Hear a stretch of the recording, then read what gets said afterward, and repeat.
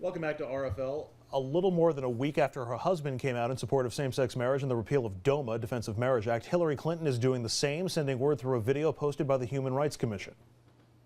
LGBT Americans are our colleagues, our teachers, our soldiers, our friends, our loved ones. And they are full and equal citizens and deserve the rights of citizenship. That includes marriage.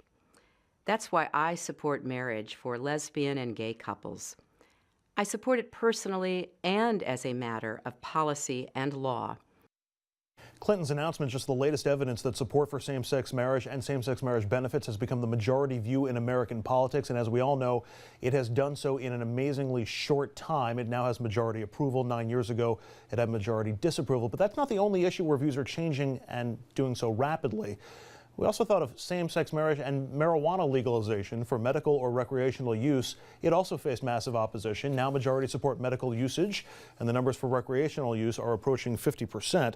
We mentioned this as an introduction to New York State Assemblyman Republican Steve Katz. He's a member of the Assembly Committee on Alcoholism and Drug Abuse. He voted against medical marijuana last year. Why mention this?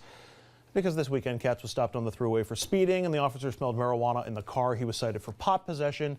Katz is due in court March 28th. So putting aside the individual travails of Assemblyman Katz, I'm curious if the panel thinks we could see a legalization of marijuana in the next, let's say, 10 years. We should make it mandatory.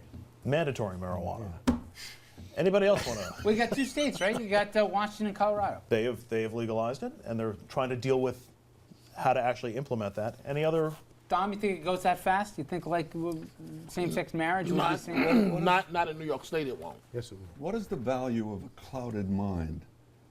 I mean, we know what marijuana does. What is the value of a clouded mind? No one is for Can you make a good decision with a clouded mind? No, but it's a question of whether it should be legal or illegal. Your drugs are legal.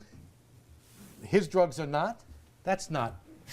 Well, I mean, why encourage the clouded mind? Have a gin and tonic and let's talk about it. There we go. Gin and And on tonic? that uplifting note, here we take a quick break. And when we come back, we'll talk about everybody's favorite New Yorker, it seems, Mr. Anthony Weiner. Stay with us.